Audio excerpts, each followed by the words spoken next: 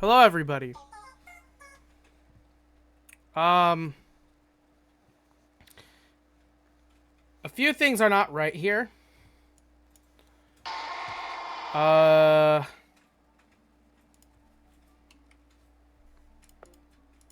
they are. That was weird.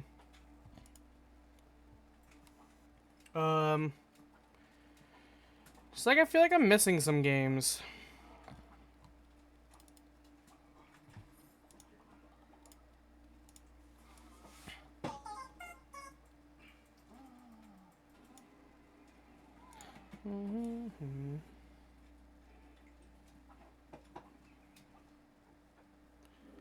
Well, that's weird.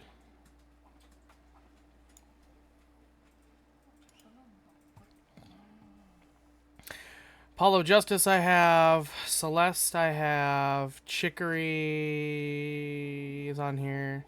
Claire Obscure. Oh! My friend added it to his wish list like yeah, he did. Call to the Lamb is up here. Dance of Fire and Ice is up here, isn't it? Yeah. Enter the Gungeon is The Escapist 2 is up here. Getting Over It is here. Golf with Your Friends is here.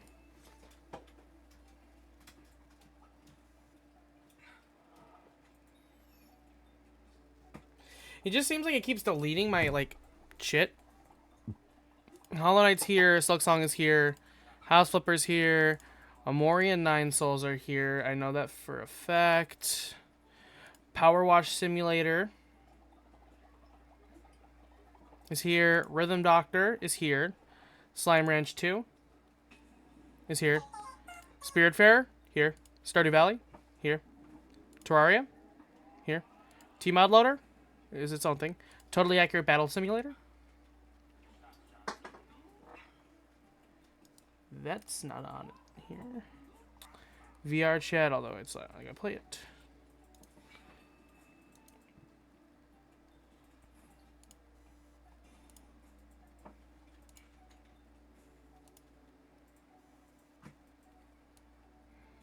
Guess everything is here. Hi, honey.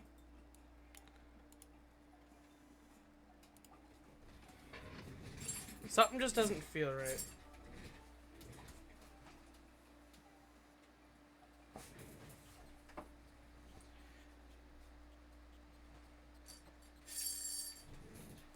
Maybe I'm reading too much into it. Okay. We're going to continue the special case that we've been working on. So yeah. That's the goal for that. Did to clean it up.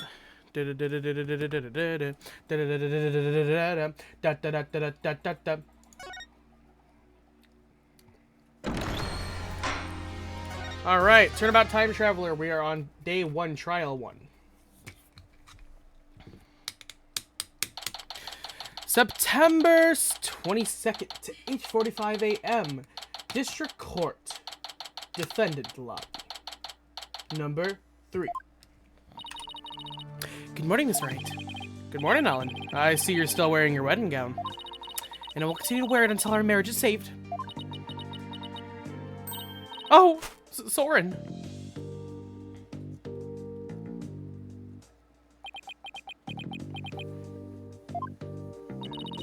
Do you think he came to see how she's holding up? Uh-oh. She's gonna cry again? Sorry, my love. You came all the way to the courthouse just to see me. Oh, Soren, I don't know what to say. Blueprints. Huh? The engine blueprints. I can't find them. Do you know where they are? Oh, they're in your room. 3rd shelf from the bottom on the right-hand side.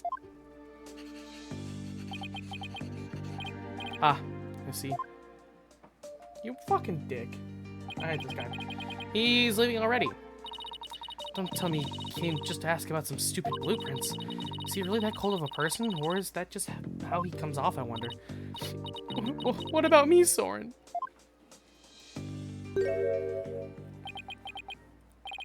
Ellen. He's back. come home soon. I'm lost without you.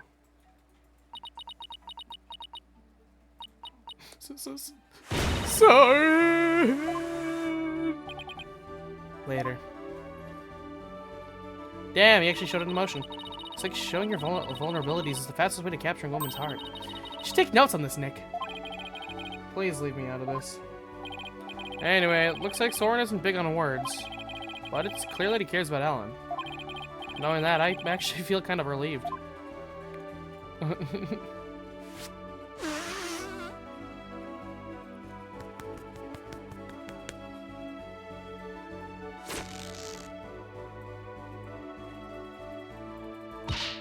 Mr. Wright, I just absolutely can't be found guilty here.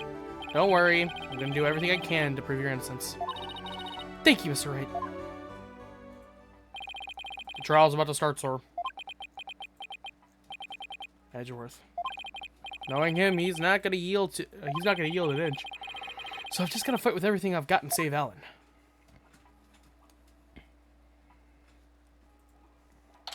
September 22nd, 9 a.m. District Court, courtroom number 3. No, number 6. Yeah. So. Day 1 court is now in session. All rise. It's nice to have Maya back with me on the stand. Court is now in session for the trial of Ellen Wyatt. The defense is ready, Your Honor. The prosecution has been ready for a while, Your Honor. Seeing so many familiar faces gathered together like this, I feel as though I'm at a grand reunion. It makes me want to go out for dinner and a drink and reminisce with all of you. Oh, sounds like a great idea. I was dying for a real burger the whole time I was away. We could make it a welcome back party for Maya. How about it, Edgeworth? I have no intention of cavorting with my enemies. Now then, Your Honor, let us start this trial at once. Oh ho! Still not one for lighthearted banter, are you, Mr. Edgeworth? Jokes and good humor are beyond worthless in a court of law. Guess we'll just have to have the party without him then.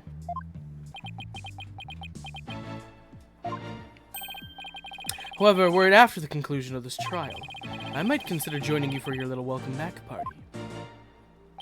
I certainly wouldn't mind an invite at the very least. He's still as emotionally constipated as ever, I see. Now then, Mr. Edgeworth, if you could please go over the details of this case for us. The victim was Dumas Gloomsbury, a servant in the Sprocket household. He was in attendance at the wedding reception that occurred from 7 p.m. to 10 p.m. Mr. Gloomsbury apparently felt some enmity towards Ellen Wyatt, and so, a bit after the reception ended at 10 p.m., he assaulted Miss Wyatt with the intent to kill her. The defendant fought back and ended up killing Mr. Gloomsbury. In other words, it was justified self-defense, correct? If that's the case, then the defendant might not be criminally responsible. He's right. Worst case scenario, I could go for self-defense to avoid the criminal charge. Wonder how Edgeworth plans to counter that, though. The prosecution's first witness will make my view on the matter clear, Your Honor. Very well. Bailiff, please bring in the first witness. Bring him in. Bring her in. Emma Sky! Hi, Emma. Please state your name and occupation, witness. Emma Sky, forensic investigator. And I'd just like to say, sir, that being in the same courtroom as you is a great honor. Oh, that's right. You're a fan of Edgeworth's, aren't you, Emma? We're good friends and all, Mr. Wright. But just as once, I intend to faithfully and fully testify for the prosecution. And I do mean that wholeheartedly. Expect no less from you. Yes, sir. I'm gonna do my very best. Seems like you lost the popularity contest, Mr. Edgeworth, Nick. Meh. I could care less. Besides, she'll also use the better lawyer once I win this trial. Yeah, maybe then you'll actually really care less. Now, Detective Sky, if you please. Get on with it already. I'm dying to know. Run down on the case. Timekeeper. The victim was hit from behind, and he fell right over, right in the lantern. The victim was spotted then, standing in front of the body holding the murder weapon. The victim was struck twice, by the way. Huh? He was struck twice. That's right. There's no mistake about it. First blow was to the back of the victim's head. It was hard enough to knock him unconscious. Yet, despite the fact that he had been immobilized by the first blow, the defendant delivered a second fatal blow to the side of the victim's head.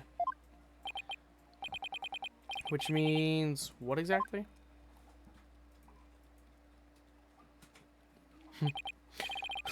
I figured it would go right over your head. Let's put it this way, by striking the victim a second time. The defendant killed her last chance to escape from any criminal wrongdoing. She did! But now, Mr. Edgeworth.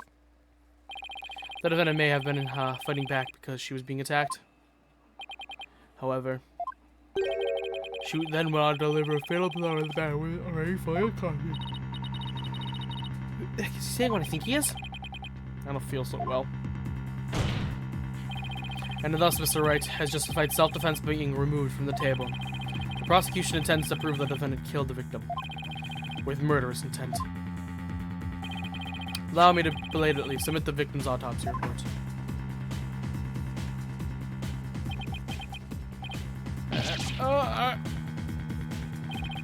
So that's why he was acting all smug. Well, more smug than usual.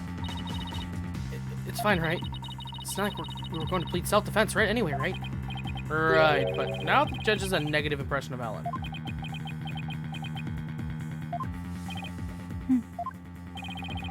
But he definitely hasn't lost his touch.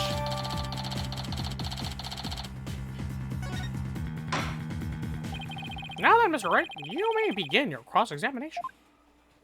I will not, Your Honor. I decided I don't want to know more. Fuck this courthouse. Fuck these testimonies. I'm done. The murder weapon was a clock called the timekeeper. Hold it! Are you completely sure the murder weapon was the timekeeper? Yes, completely. The shape of the injury on the victim's head matches up with that of the timekeeper. And it's definitely heavy enough to kill someone.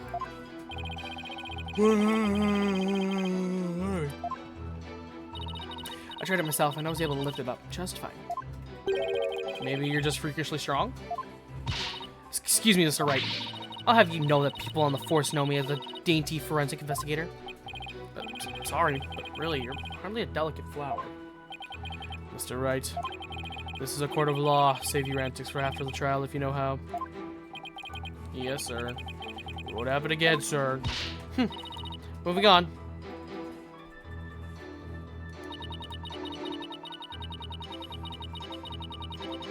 Hold it! The victim was fighting back against the victim, right? If so, wouldn't she have hit him from the front, not from behind? The victim must have tried to run once Miss Wyatt started fighting back. It's probably when he got hit from behind. I see. That's the blow to the back of his head. The defendant must have looked awfully scary when she was brandishing that clock. I don't know about that. Regardless of how scary Ellen looked, the victim was definitely hit from behind. May I go on? Yes, of course. Please do.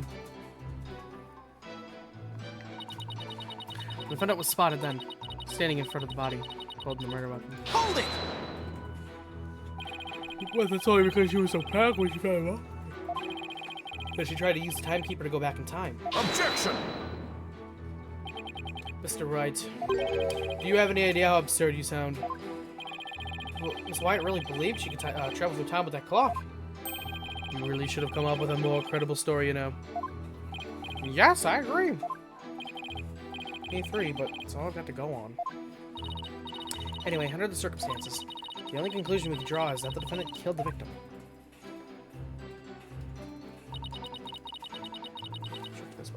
Hold it! So Wyatt must have had a chance to escape after she struck the victim the first time. So why would she stick around and hit him with such a heavy object again?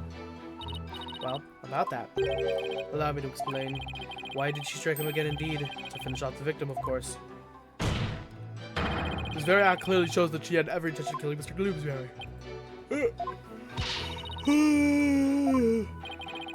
But let's see some evidence that disproves my theory. I'm just gonna stand there and take this from him, Nick. Can't refute his claim head on, so I'll have to approach it from a different angle. Well, it looks like we won't be going anywhere until we can refute Edward's claim. This is so exciting. We haven't taken on Mr. Edgeworth in ages. Yeah. Hey, Nick. Go get him. Don't need to rush me, Maya. Alright, I'd better start by comparing Emma's testimony with the evidence we have. And look for any glaring inconsistencies. Okay.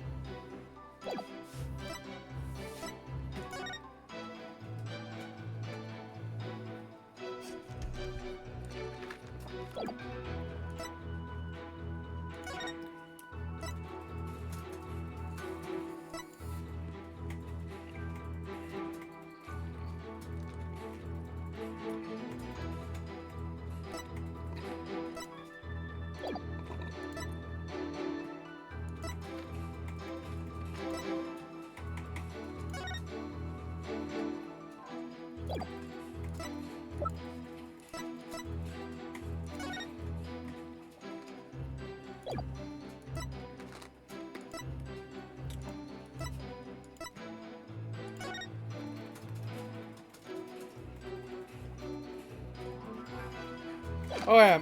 Here's my thing. Here's my thing. Here's my thing. If he was hit from behind and fell in, wouldn't it have been different?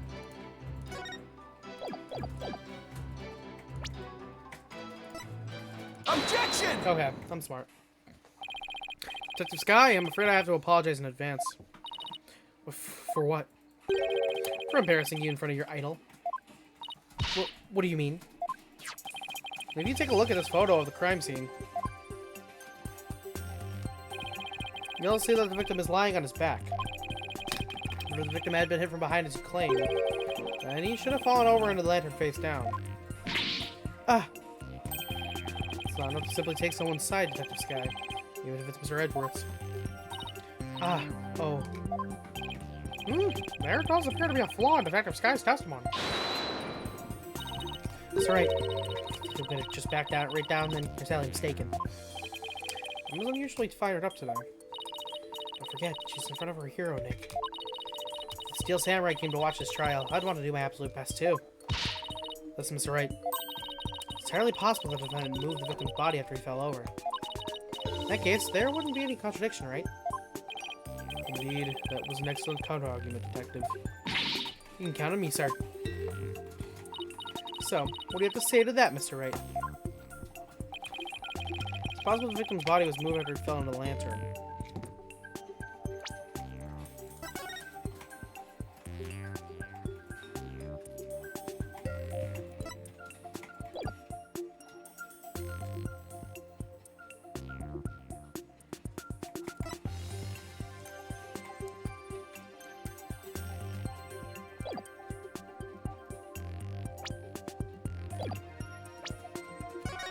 I don't think so.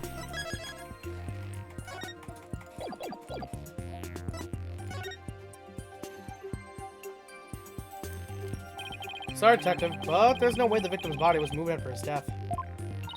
Oh, really? And what makes you so sure? Look at this here, and it should become obvious. Take that!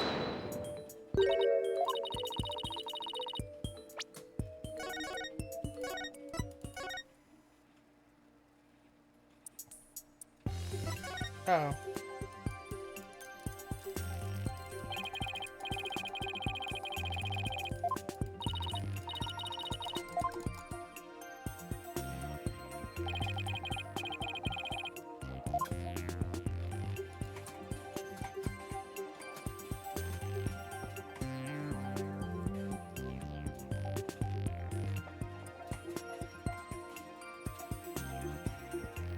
Take that!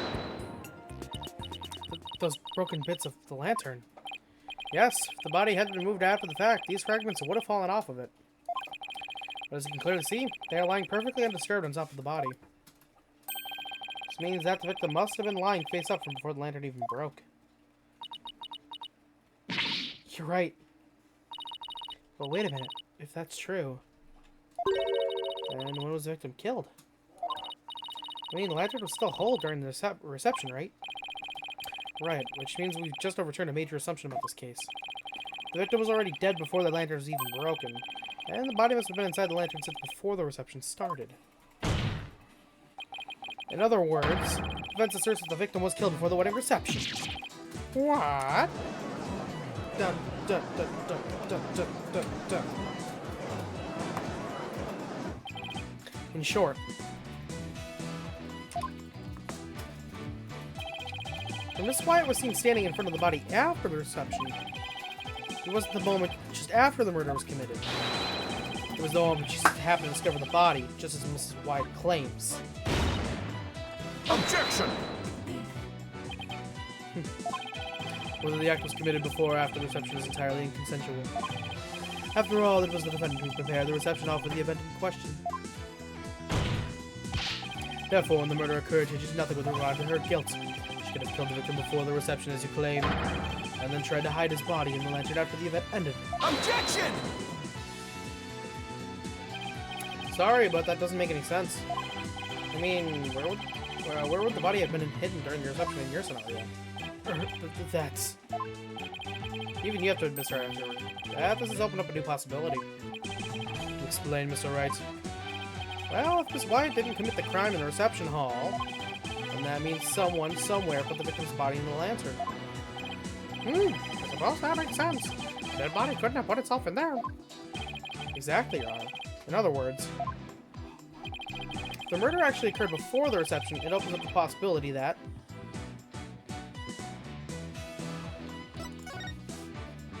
What? But it didn't commit the murder. Objection! Oh, for heaven's sake. Even if the murder was committed before the reception. Oh shit. That alone doesn't erase a suspicion against the defendant. Seems almost too ridiculous to leap backwards from Mr. Edwards, Mr. Wright. Just look before you leap. And think before you speak.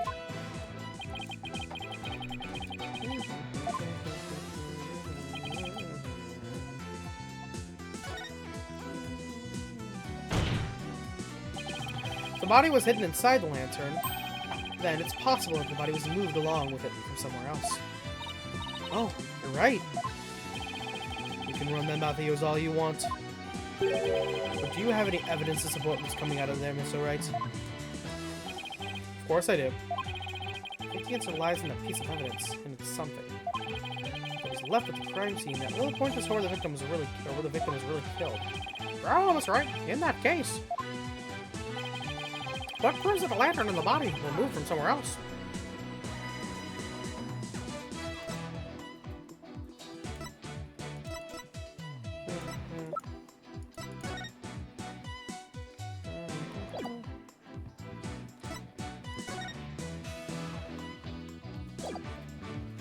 Take that! Oh no! Oh.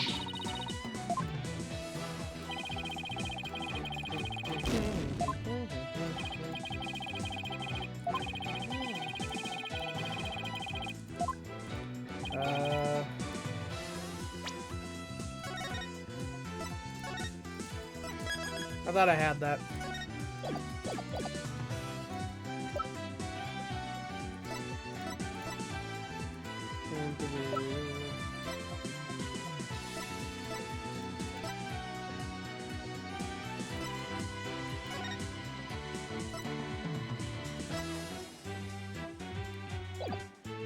I don't know.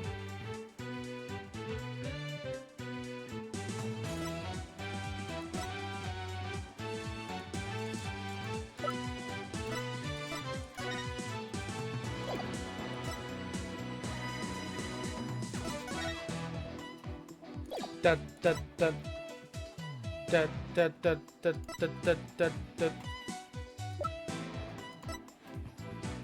Take that!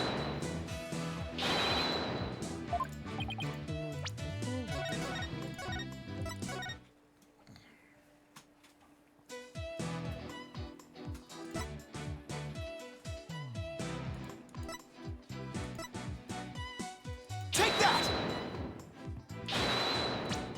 You know, I really don't know.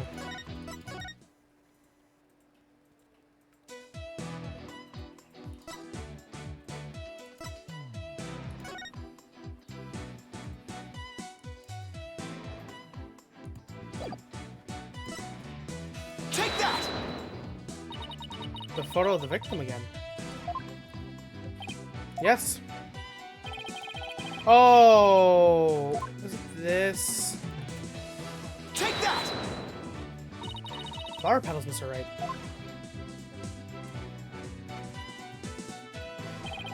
These petals are from a kind of flower that were not present in the reception hall. This means they must have gotten into the lantern when it was somewhere else. And just where do you propose is somewhere else to be, Mr. Wright? I propose that this piece of evidence will tell us where the flower petals came from.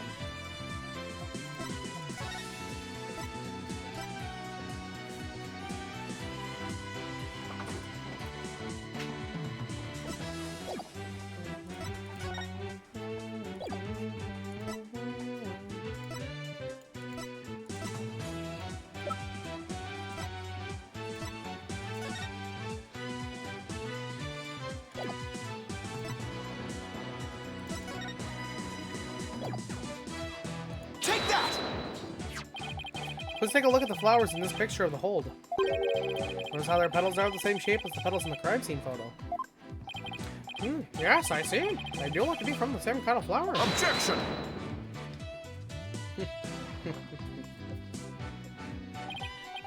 Is that really all you got? Flower is a flower is a flower. Not the same. I would hardly call what you presented compelling evidence. I'm afraid I couldn't disagree with you more, Miss Edgeworth.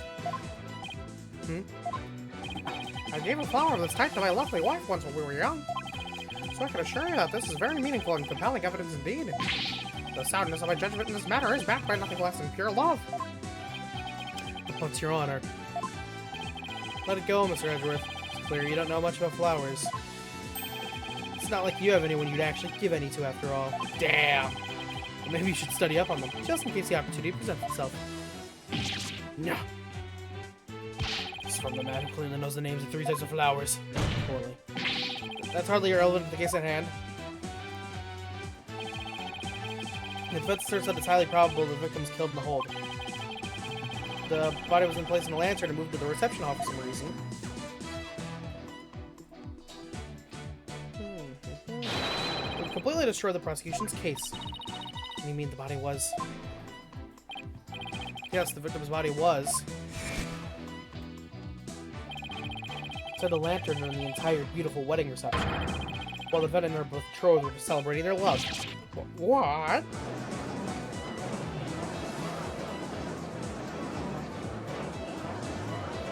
Objection!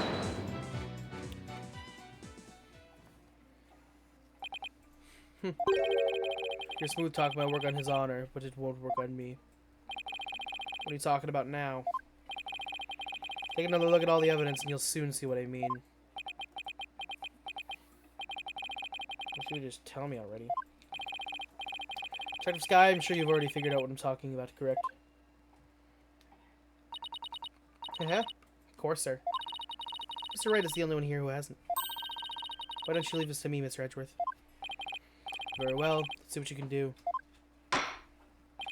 Detective Sky, please give your testimony to this court. The prosecution's rebuttal. The victim could not have been killed before the reception. The autopsy report states that the estimated time of death was after the reception. And that estimated time of death is correct. There's no way it could be wrong.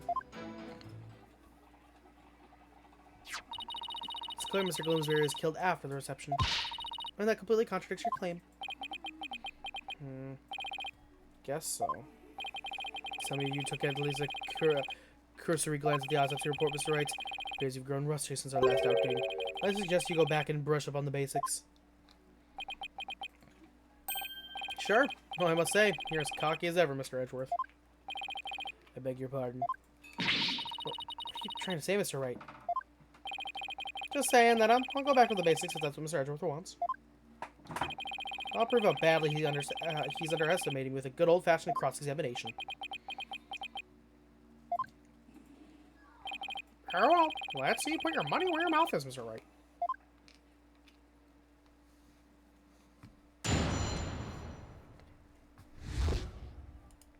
The prosecution's rebuttal.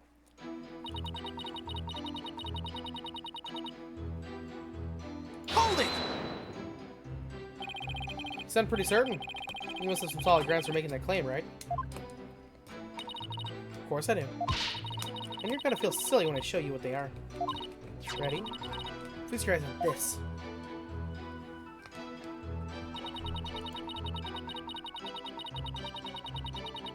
Hold it! I read the autopsy report too, you know. Then you don't need me to explain it to you, right? How there's no way the victim could have been killed before the reception, I mean? Detective Sky. I think you've overlooked something big. I have. Why don't you take another look at the evidence? But I've already looked at all the evidence. Be quite careful too, I'll have you know. Detective Sky, do not be taken in by his verbal antics. He is simply bluffing as always. Right, sir. But that estimated time of death is correct. There's no way it could have been wrong. Hold it! Is it possible that the culprit did something to obscure the real time of death? No, not in this case. There's no snow or anything to keep the body from decomposing. And there's no fridge on that airship big enough to fit a body into. So you already checked into that, I see. It all comes down to the estimated time of death, doesn't it? Couldn't the killer mess with the victim's time of death by keeping the body on ice? Yeah, they had the means to. Prosecution is treating the estimated time of death as an absolute. But is it really? I take it you don't think so, huh, Nick? In that case, we're gonna have to go and find a way to convince them otherwise. Yeah, there's gotta be a way somehow.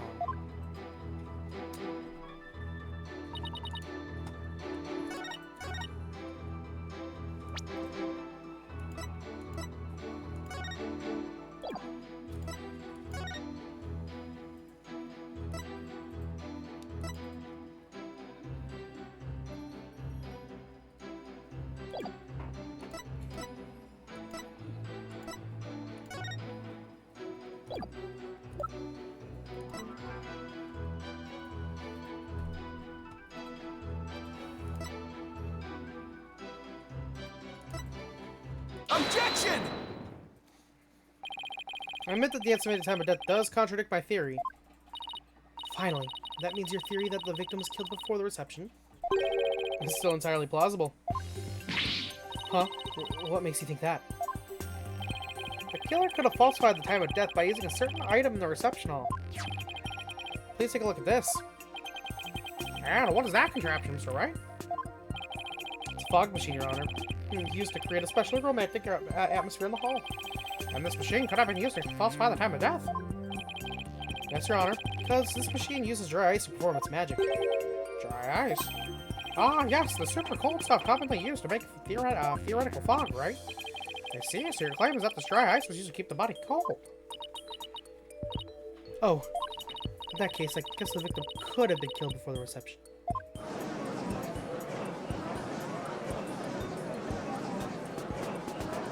Oh, shit. Order? Order in the court. Well, Miss Ryder, what do you have to say about this development? That the victim was killed in the hold before the wedding reception. The prosecution acknowledges the possibility of his claim. Now we're getting somewhere. The prosecution would also like to thank you, Mr. Wright. Huh? For what? I didn't know how a certain piece of evidence fit into this case. But now, thanks to you, I do. What piece of evidence? To get into the hold, one needs a key card like this one. And here we have a record of those who entered the hold with such key cards. These times are specific, but these are the last 3 entries of the day of the murder. As you can see, the last person entered the hold out there was the defendant. What? So when I moved the body out of the hold, must have been... That's right. It was none other than the defendant.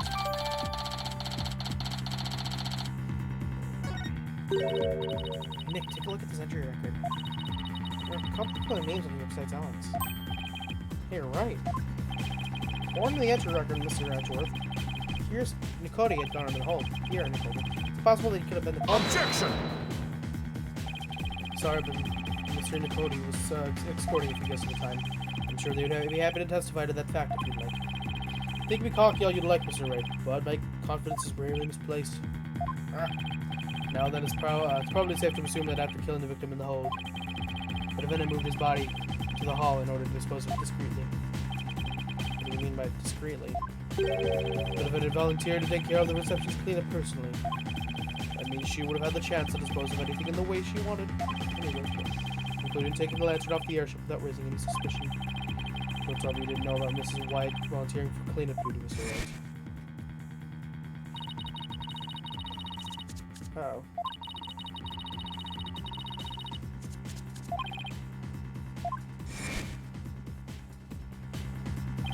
Ah! Look at you, sweating buckets like a rookie. Even after all these years. Nevertheless, thank you for providing that the only person who could have killed the victim in the hold is Alan Wyatt. Ah! Good job, Phoenix. We're back to square one. Perhaps you should ask Mrs. Sykes for some help in reviewing Defense for Dummies. Way to go, sir. You got Mr. Wright in a cold sweat. I wonder if maybe the promise of seeing that miserable look on his face is what brought me back to court today. It certainly makes all these my stress and woes, Chief Prosecutor, just melt away. I guess he had a lot of stress built up. I'll give him something to stress over before we're through today. Your Honor, the prosecution asks that you render your verdict at this time. For the matter that tries to throw the court into chaos with his meaningless bluffs. I see. Mr. Wright, are there any last meaningful bluffs you'd like to present to this court? I just have to assume it'll be a bluff. Nick, hurry up and throw a good one out there. I will, I will. Well, alright then. Let's see. I've got it. How do you know it was Miss Wyatt who used her keycard? Well, if it turns out that somebody else used her card, who would Miss Wyatt didn't do it? Interesting. And are you able to prove this bluff to be true? I assure you, I'm not bluffing, Your Honor. Well, now what? Wait a minute, Nick. I can think of a certain somebody who might have used Alan's keycard. Can? Remember? The one who was sneaking around the hold in spite of not being a family member? Oh, that's right. Your Honor, the defense would like to call a certain witness to the stand. I need the testimony of this person who may have entered the hold of Miss Wyatt's card. Take that! That's your witness? Are you saying that that numbskull was on the airship? He never breathed a word about that to me. That's not surprising, because Mr. Nicoti told him to keep quiet about it. But Mr. Butts himself admitted it to me. He claimed to have found a way to sneak into the Flying Chapel's hold to see Miss Wyatt. This photo he took and gave to me as proof.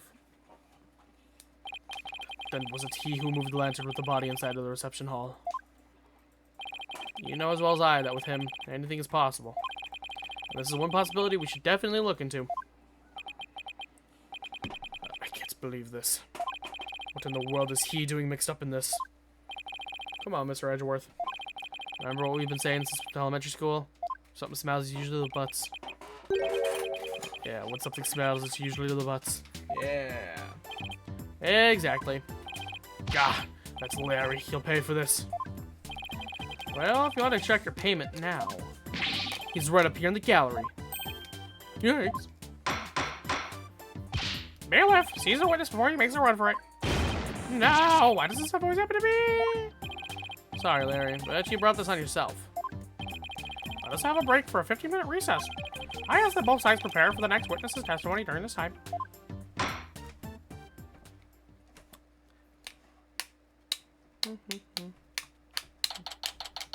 September 22nd. District Court. Wow, it's been a while since I've had this much fun and excitement. Face off against Mr. Edgeworth. A harrowing tightrope walk for the defense. I'm exhausted already. Boss, I'm here for moral support. Athena, y'all done practicing for Trucy's magic show? Well, to be perfectly honest, I sort of ran away.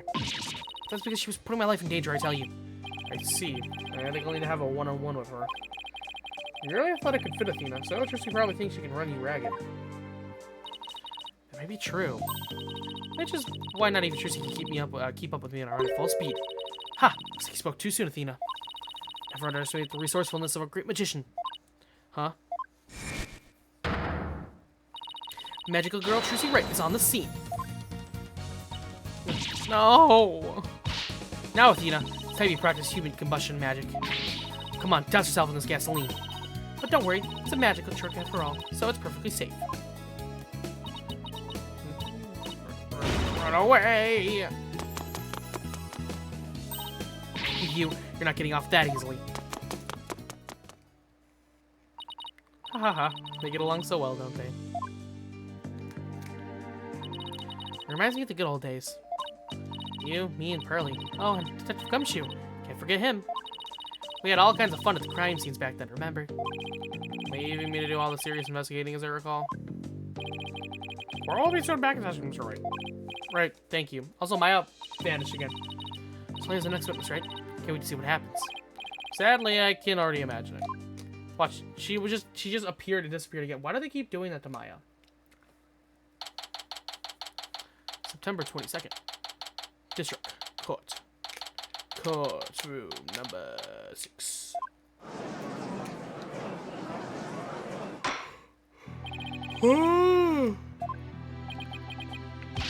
Nick, Edgy! The two of you are gonna hang me out to dry, aren't you?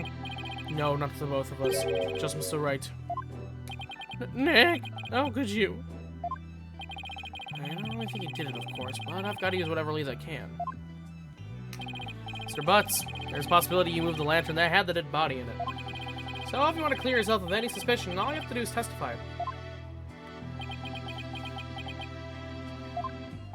Now then, your testimony, please, witness.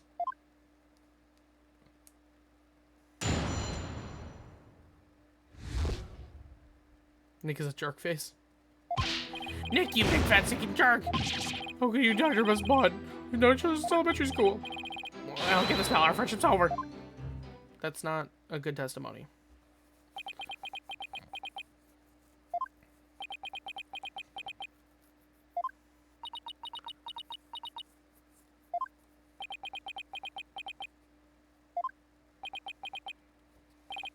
Well, go ahead, Mr. Wright. He's all yours.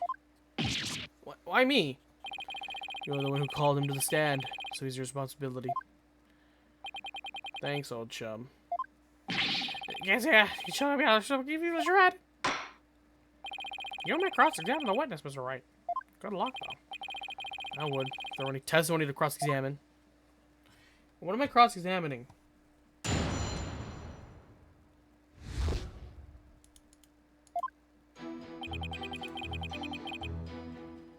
Hold it! Come on, Larry. Can you please give me something really real to work with? Don't think I don't know about your tricks. If I say something careless, you're gonna shove some evidence at me with a loud objection and a super smug look on your face. Yeah, well, that is my job. And if I get found guilty, how are you gonna take responsibility for what you've done? Why should I take responsibility for just doing my job? You heartless jerk, don't you have any compassion for me?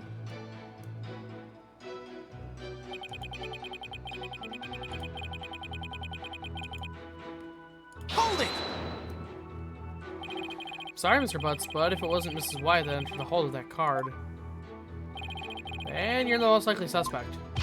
Nick, are you seriously down to things to your old childhood friend?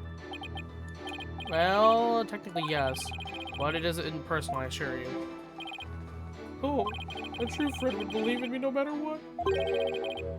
Can't you see my tears? Don't they mean anything to you? Nick, Nick. I don't really think you can cry your way out of this, do you? Okay, fine, in that case.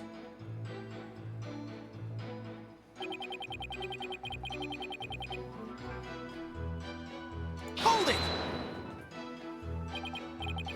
Larry, listen to me. Shut up. I'm not talking to you anymore. This is getting us nowhere.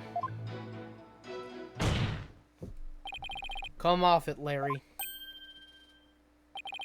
If you don't quit fooling around and start testifying, Miss White will be found guilty. For real? If no new information comes out of this cross-examination, Yes, Mr. Butts. For real. Not that I would have a problem with that myself.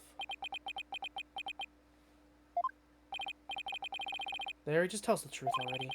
Did you or didn't you go into the hole and move a lantern up to the reception hall? I never moved a bulb lantern, I tell you. Ball lantern. What? Did I say something weird? Tell me that you didn't attend the wedding reception.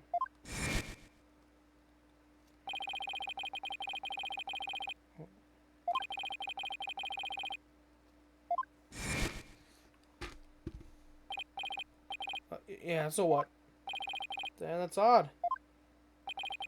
No one in this courtroom ever mentioned the sex of the lantern that was moved. So how would you know it was a bull lantern? You don't have to actually go to the reception to know that. I don't get where the two peg of balls were at the Flying Chapel's thing. Tell right now is that there's a strong scent of bull in the air here. Was that the last thing into your testimony, Mr. Butts?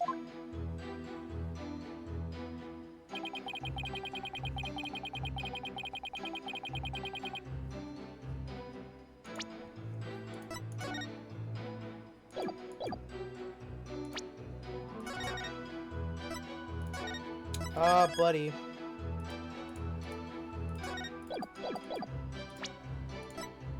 Objection!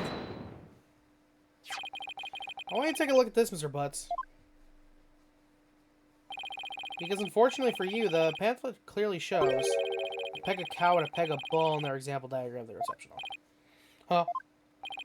But on that day, instead of putting a peg of cow and peg of bull out for the bride and groom, there were two male peg of bulls on display. Yet somehow you knew that there were two peg of bulls in the reception hall that day. There's only one way to know something like that, Larry. It was you who moved the peg of bull to the reception hall, wasn't it? No. Larry, you didn't. Mr. Butts, did you move the lantern containing the victim's body at the reception hall? That's what it looks like. What?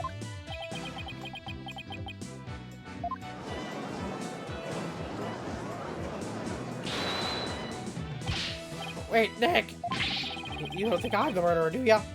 Maybe you and Mr. Gloomsbury were fighting over Miss White, and you ended up killing him? Why, and not you too. Look, I didn't sneak into the reception. That's as far as it went. You know me, I wouldn't hurt a fly. You snuck into the reception? Yeah, sure. So this rocky bed locked me up in the cabins. It's pretty awful, actually. That's when I made that drawing of the pterodactyl I showed you, Dick. Snay on the... What? That's right, not even you could take this faucet fall, would you? We are talking about Larry. What do I do? Do I accuse Larry of being the true culprit? I think I have to. I think that's the only way he's gonna take something seriously. Because I have no choice but to refuse him. Wait a minute. Larry didn't have any reason to kill Gloomsbury. Oh, you're right, Mr. Retro. Fuck. Mr. Butts didn't have a reason to kill Mr. Gloomsbury. He might have had an imaginary reason to kill Soren Sprocket, sure, but not Mr. Gloomsbury. After all, he did steal Mr. Sprocket's bride and tried to elope with her. Just because I tried to steal somebody's bride doesn't make me a murderer. I believe you, Larry, and I don't think you killed anybody either. You would never do anything like that. Nick, old buddy, old pal. Need to come through for me? Funny that, considering your sworn testimony just now that we were through. Mr. Butts, Cyber told his court the whole truth. Understood?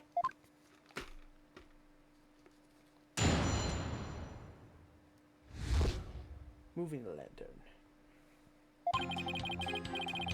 Just like I said, I'm the one who moved the lantern.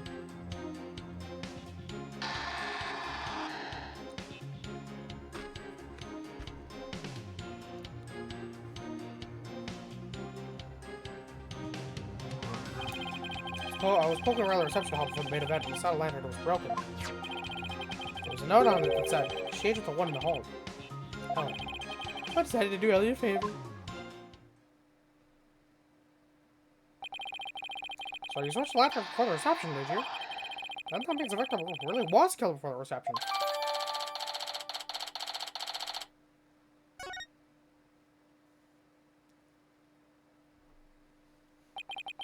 It would appear that Mr. Butts completely fell for the defendant's scheme. Scheme? What scheme? The note for the defendant, exchanged with the one in the hold, Ellen. Sir Butts moved the lantern with the body and it up to the reception hall because of this note, and thus he has become a suspect in Mr. Gloomsbury's murder. That second letter did feel pretty heavy. I never would have thought that there was a dead body in it. What's a note like that doing on the lantern in the first place? Could have wrong Mr. Edgeworth. Left that over myself. Something about her because it can be very forgetful. Objection!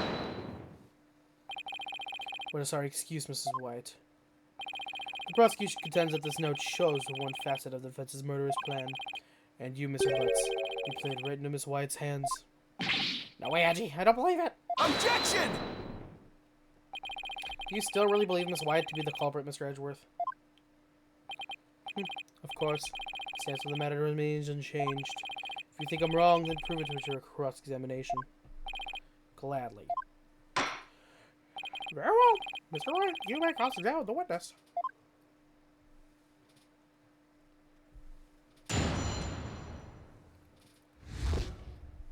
Moving the lantern.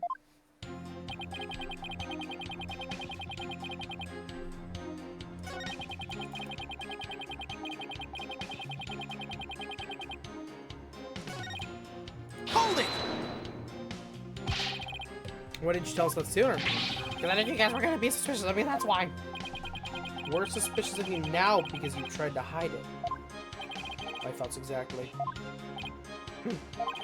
Well, now that I've told you, happy. So how about letting me go? No, not yet. We need you to stick around to sort a few things out. Girl, fine. Hold it! The lantern you swapped out was a female pegamoo. A pega cow, right? Yeah, I guess. Why did you replace the female lantern with a male one? Because I was too busy trying not to get caught. I didn't have time to check for little details like that. If you didn't want to get caught, you could have just left well enough alone, you know. Whatever.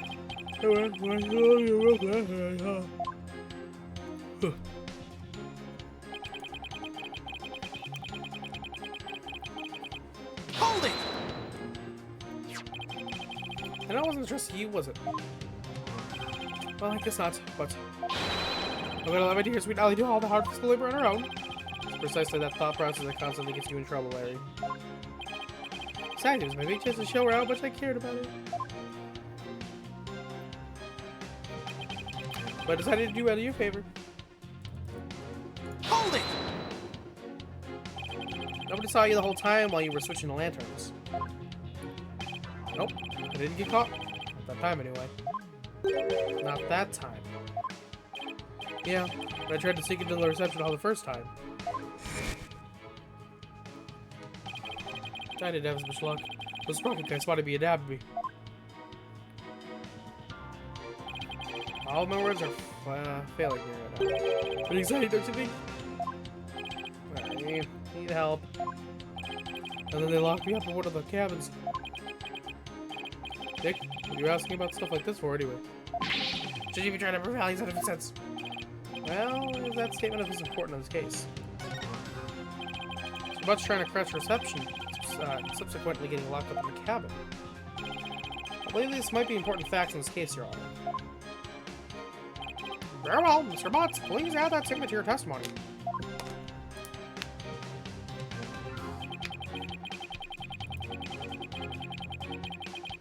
Hold it! So you got locked up. Then what happened? I broke out. I started looking for Ellie and wandered into the reception hall again. That's when I saw the broken lantern. And I replaced it. Even after they got you and locked you up, you still went looking for Miss Wyatt? But hold on a minute. What is it, Nick? Wyatt, doesn't something seem weird to you? Are you seeing he replaced the lantern after he broke out of the cabin? That's right. Oh, wait. Huh? You're right. It doesn't make much sense, does it? Mr. Wright, have you found an inconsistency in the witness's statement? Yes, I believe so, Your Honor. So Butts moved the lantern after he broke out of the cabin, but that contradicts with this.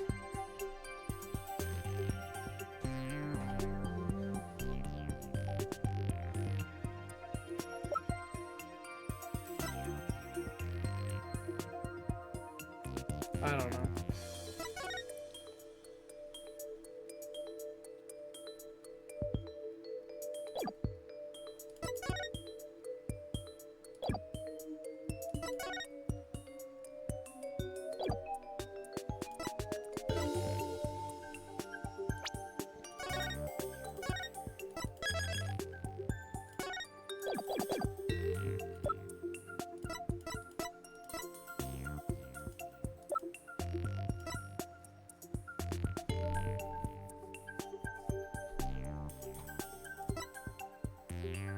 Take that!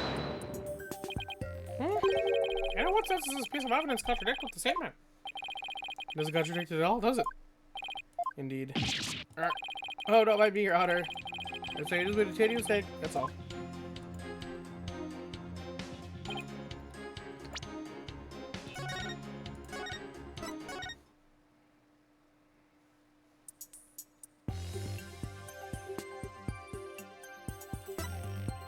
Take that!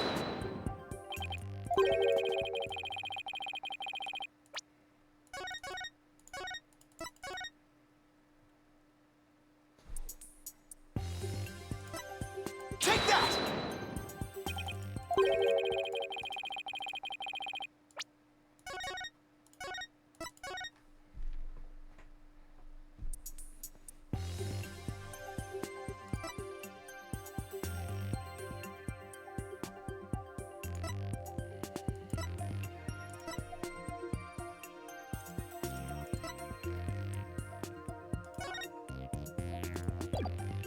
Take that!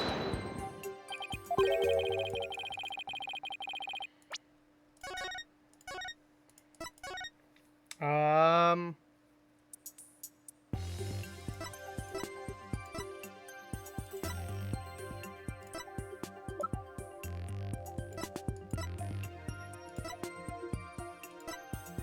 Take that!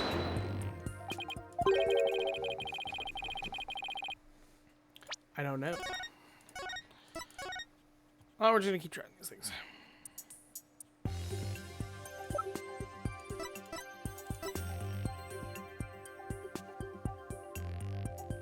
Oh, this. Is that? Yes, it's the broken lantern, Your Honor. Mr. Butts, what you're saying doesn't make any sense at all. What? Why not? You swapped the lanterns before the reception began, right? Yeah. But that's what I said, isn't it? You also just said that you swapped the lanterns after you got locked up in the cabin for trying to sneak into the reception. In other words, you're saying you swapped the lanterns both before the reception and after the reception took place. That certainly doesn't make any sense, does it? Sir Butts, did you swap the lanterns before or after the reception? Which was it, before or after? There's a world of difference between the two. Well, Mr. Butts, I guess I can't expect guys like you to understand. In a nutshell, it was both before and after the reception. What? Tried to sneak into the first reception and got locked up. The first reception? Uh-oh. I wonder where this is going. Then, through the power of Ellie's pendant, time got rewound and we went back to the time before the reception. After that, when I replaced the lantern. So it was both before the reception and after the reception. Get it? We went back in time before the reception. So of course the reception would take place one more time after that, right? That's why I said it. What I said makes perfect sense. Mr. Wright, what in the world is the witness talking about? Has he developed some sort of intellectual ailment that I'm not aware of since I last saw him? Well... This Rocky seems to remember the time skip, but I do. He only remembers it too. I think the power of our love for each other made that miracle happen. Mr. Wright, I'm sorry, but... Could you please translate this man's gibberish so the rest of us can understand? So not have to be the one to explain about this whole time travel thing. Go on, Dick. You can do it. Looks like you don't have much of a choice, Nick. To heck with it. Can't lose any more of my dignity today anyway. The defendant, Miss Ellen Wyatt, has told the defense the following strange story. She said that after the reception ended, she was attacked by Mr. Gloomsbury. She claims that as she was being assaulted, she made a wish upon her pendant. Please take me back to that blissful moment. In doing so,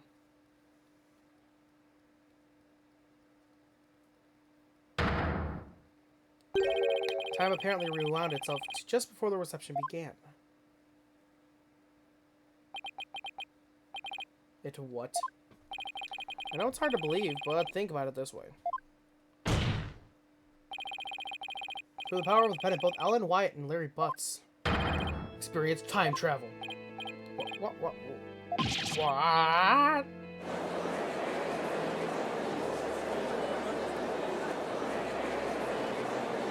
Objection! What absolute rubbish. Mr. Wright, I've heard my fair share of your nonsense over the years. What mistakes you take? Have you thoroughly lost your mind? Objection! But this is simply the conclusion I came to. Even that logic ability you love so much. Oh, what? The truth of the matter is, the future president of Sprocket Aviation, Soren Sprocket, has been researching time machines. So, what if a time machine has already been successfully created? Now, what if that's one of Sprocket Aviation's top secret inventions? A time machine? Yeah, maybe it says something while we were time traveling. Saw a pterodactyl flying through the sky. Maybe the airship was set to travel through the time for their honeymoon trip. What? A pterodactyl? Objection! Can't possibly believe any evidence to back up a ridiculous time travel story. Well,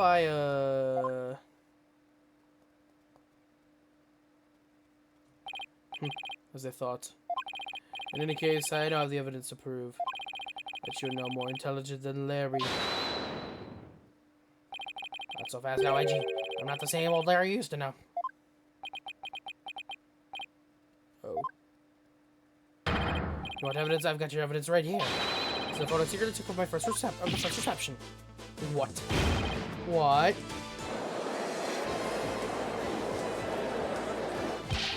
Larry, can't believe you. Oh, anyway, good job. Compare the photos of the first and second receptions so you can find a difference. You won't be able to prove that the reception was held twice. Do you really think such a difference exists? Yes, Your Honor. I just need some time to find it for you. This is preposterous. Very well. Please show the court what's different then. This proof is possible as one. Take that! No! I didn't mean to press. I didn't mean to fucking press it.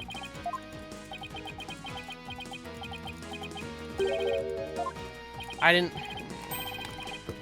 press the. I wanted to look at the evidence. I wanted to look at the evidence.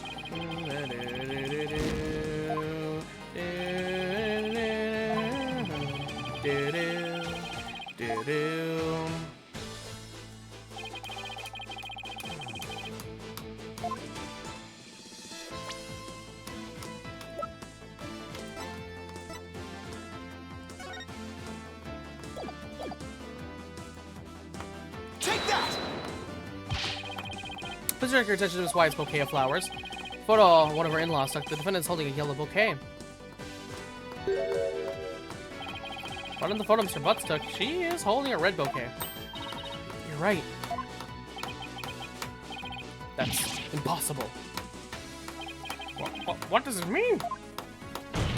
It means that the defendant really did experience two wedding stories, and she did that when she traveled back in time. What?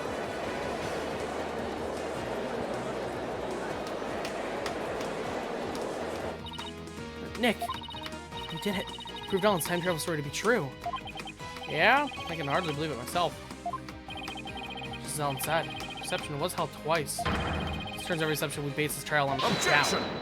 Oh shit. What do you have now? Edgy boy, edgy boy.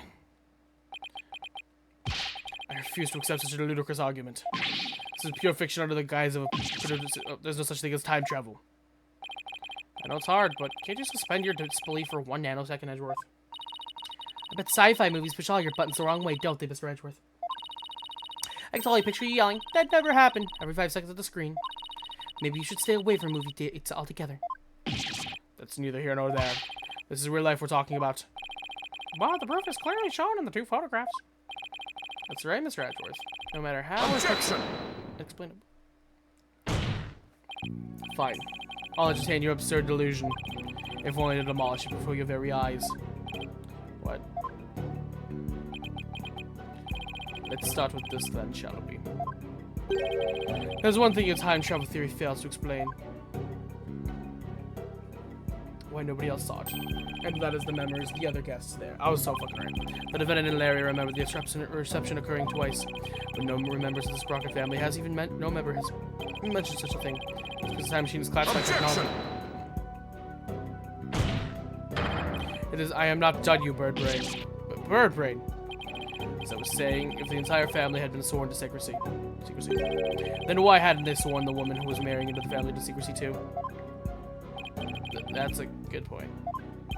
Honestly, all it takes is a little common sense, Mr. Wright. Even still. How do we know that the trip through time did not really occur? There is proof in the photos that it did. And besides, time travel doesn't exist well. I feel a little disappointed, frankly. I was hoping to go back to the days of my youth. You mustn't allow yourself to be taken in by Mr. Wright's whimsical tales, Your Honor. I've read about it in various literature, you see. And they all say that time travel is just not logically feasible. Maybe your argument is just a little too nonsensical, Nick. Well, in that case, why don't we put common sense to the test? Excuse me. The wedding reception was held twice. Photos are proof of that. But it wasn't because of time travel. Simply because the reception had actually been held twice. Is that the most reasonable way to interpret the situation? Would you care to elaborate, Mr. Wright? If time travel doesn't exist, then there's only one way to make sense of what happened. Somebody must have orchestrated this strange phenomenon, and that somebody is...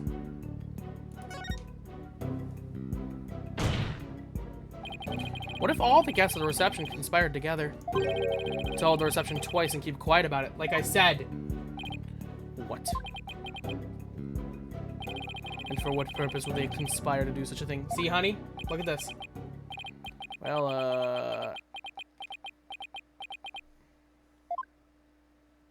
I don't know.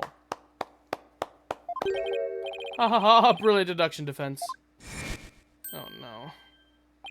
Honey, block him. I can tell that you're not a renowned lawyer for nothing. Must say I underestimated you. How so, Mr. Nicoti? You have managed to name each event precisely as they happened. You have revealed it all at a later day. Honey, I was right. Then that means... It was us. We orchestrated the whole thing. Yes, the reception was held twice, like I said, honey. Not because of time travel, no. We simply held it a second time. What? Honey. Why? Why would they do such a thing?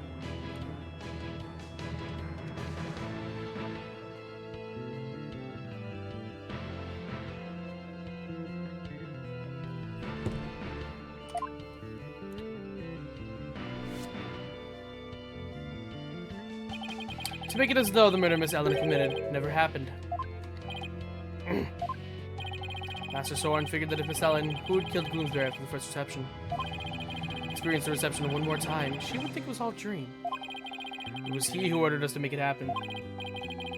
However, only a few, myself included, knew of Miss Ellen's crime. Are you saying most of the guests attended to reception without knowing why?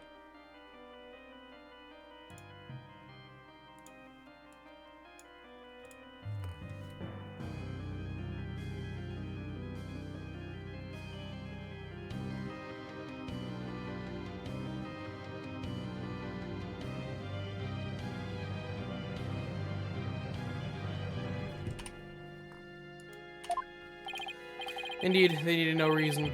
Master Soren told them to do it, and do what they did. That is the Sprocket way. Then who hid the body in the lantern?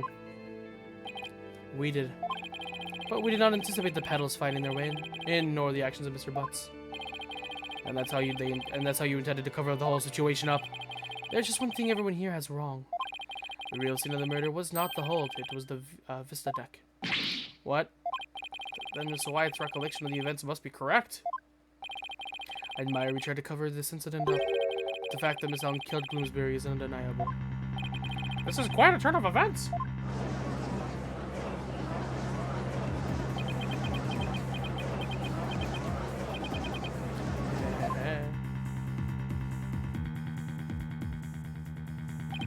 And so it appears we have arrived at the truth at last. Now. Please do feel free to travel back in time, Mr. Wright. And attempt to do this trial over again. Go on. Let's not get hasty, Edgeworth. I bet you can't do it. I bet I can't either. Your Honor, we will have a whole separate trial for a cover-up conspiracy later. But as far as this case goes, I believe we are ready for your ruling. Objection! For the defendant lost consciousness during her attack. She says she saw someone strike the victim. It's possible this third party is the culprit. You still want us to believe the defendant's words. Perhaps you've lost more than you touched during your time abroad. This third party nonsense is not the victim. You know it. But by the same token, how can we trust those who conspired and lied to fool this court of law? For all we know, they might still be holding something, or still be hiding something. You never know when to quit, do you? Now, calm down, both of you. In any case, there isn't enough trustworthy information yet for me to render a verdict. Suggest we continue the trial after both sides have investigated the matter further. Very well, Your Honor. Whew, that was close. Mr. Nakoti, as for you and your cohort's attempt to cover up this crime, the case will be brought to a separate trial following the resolution of this current trial. Understood, Your Honor. Well then, this concludes today's trial. Court is adjourned.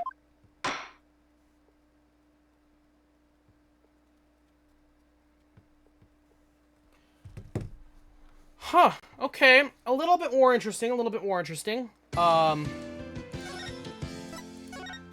I so far was correct, though, about so far everything, for the most part. It hasn't gotten shown yet, but the pterodactyl was definitely that sign. So, especially since we know.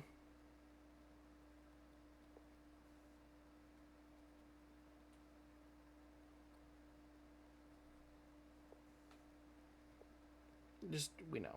Okay.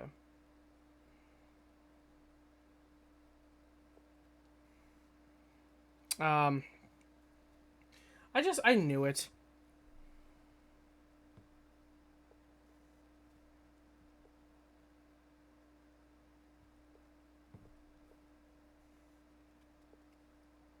That's all I could say.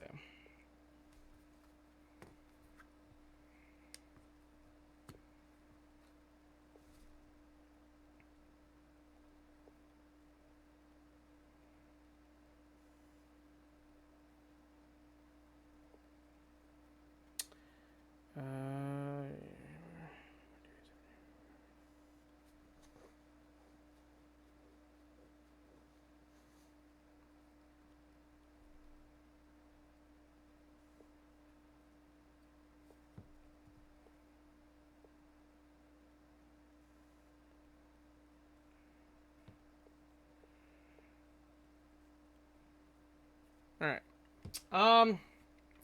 I think we're gonna end there for the day. Try to finish this tomorrow.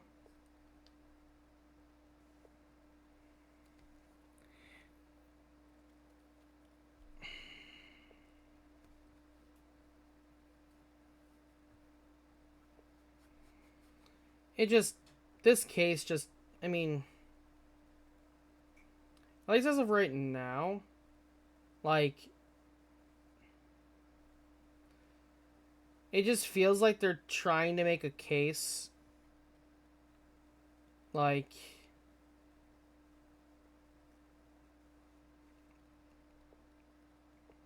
I guess it kind of annoys me more than anything that it seems that they're trying to make a case in this game. It just seems that they're trying to make a case in this game that does not need to be made. And what I mean by that is, like, it almost seems like they're trying to have the special case act almost like it doesn't take place here with Apollo Justice at all. I mean, come on, we have Maya back, we have Phoenix back. We have Maya back, we have Phoenix back, we have Edgeworth back. It just seems like, and we have Larry back. Like, it almost feels like they're trying to be like, okay, here's like an original Phoenix Wright case. Like, this is from, like, this is just Phoenix Wright and all that good stuff. And I don't like that a lot. I really don't. It just, I don't know. It's just lame. I don't care for that. I don't care for that. I'm gonna look at the museum a little bit.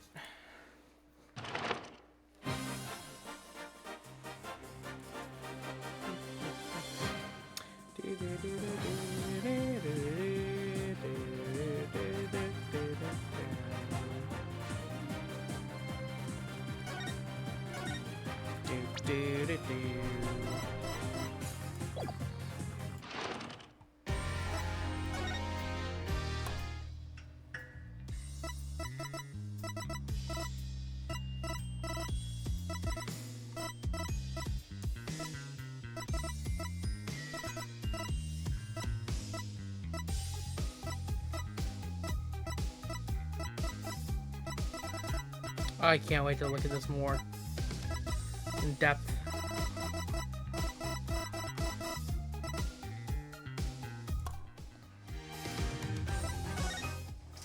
Oh yeah, they're little. Forgot.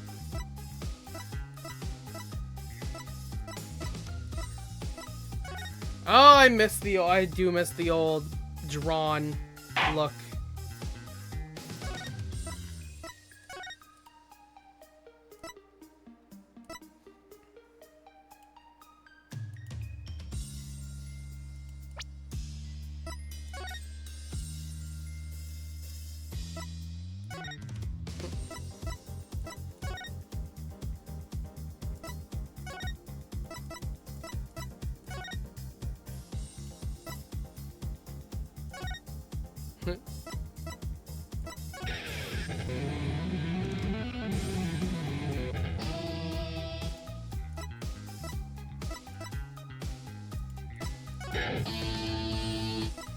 Objection! Hold it! Objection! Yeah.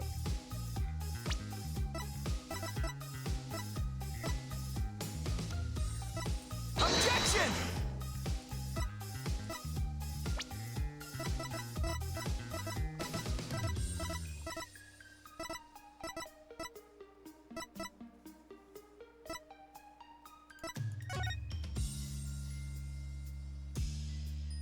Look, old Phoenix Wright. Well, this is young Phoenix Wright, is what I should say. Objection!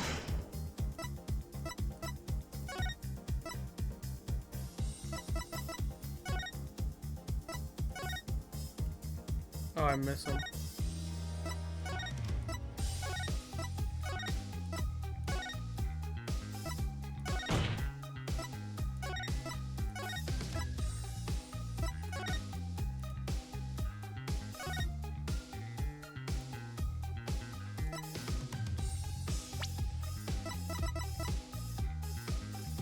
Gumshoe, the last time we see you.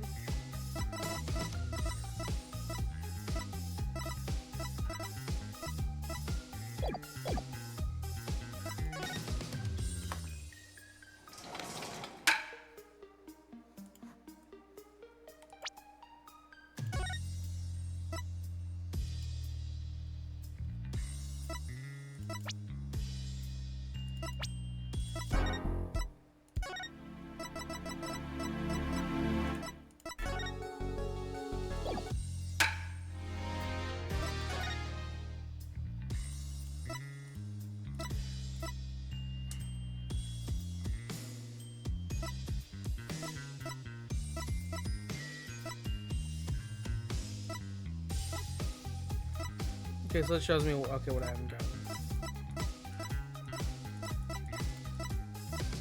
Working on that one right now.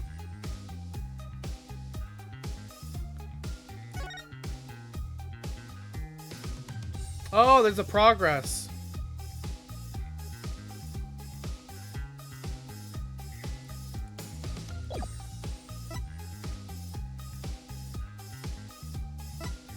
How'd I get this?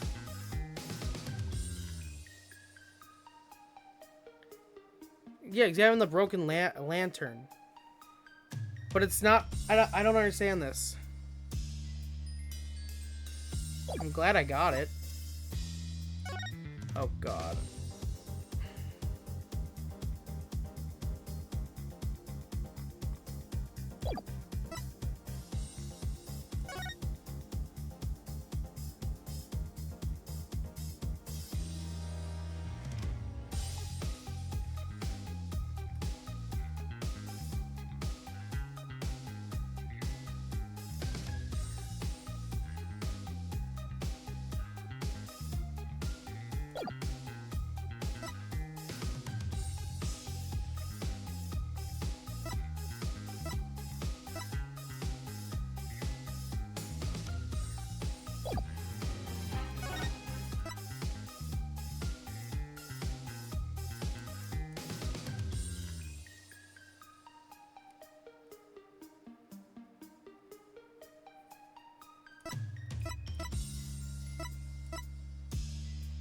Does it mean this is like not story related?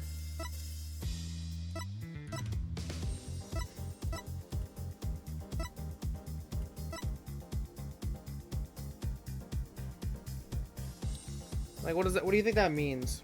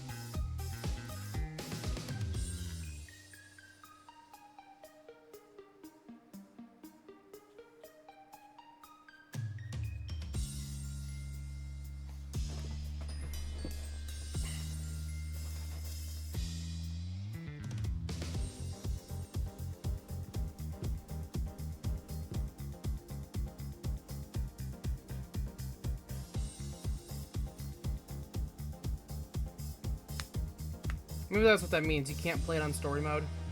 I'm gonna go with that.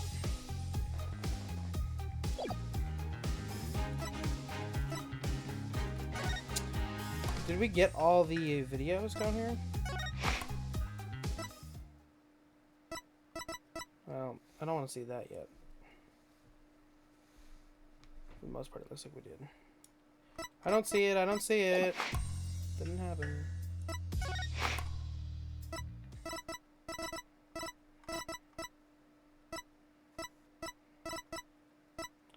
So many here.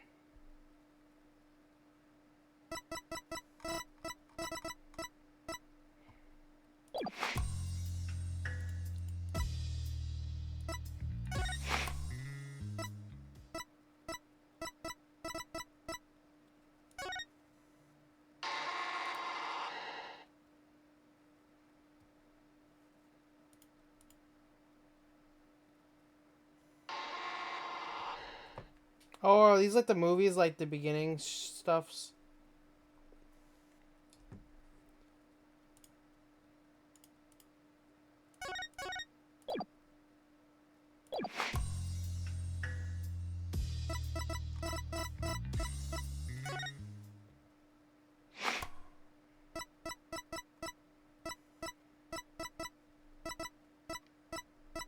Should we watch One Bomb Aurora right now?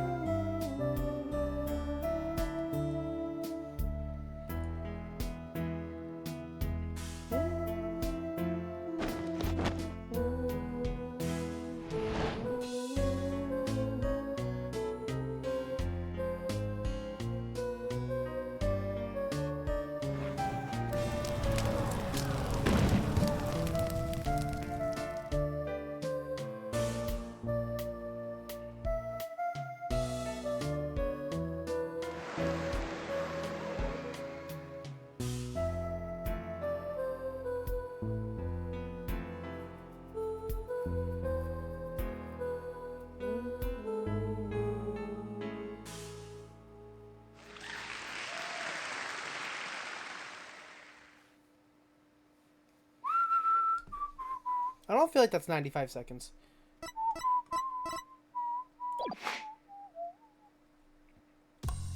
We'll go into all of this, like, once I actually beat this final case.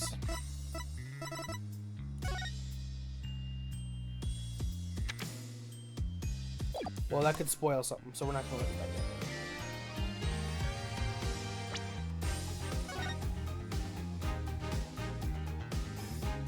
I don't see it, I don't see it, I don't see it.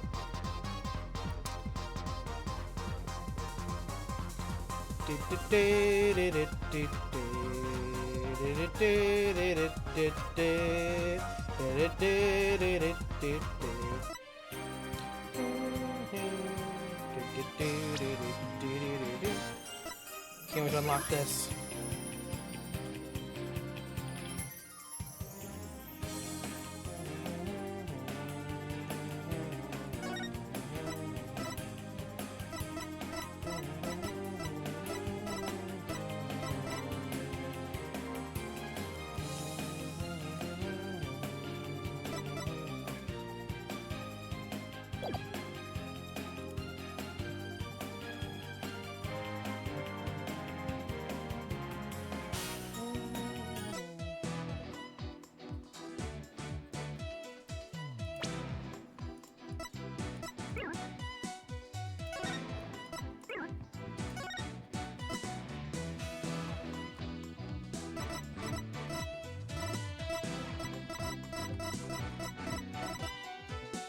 Sucks because I haven't unlocked the special one yet because you have to beat all the cases.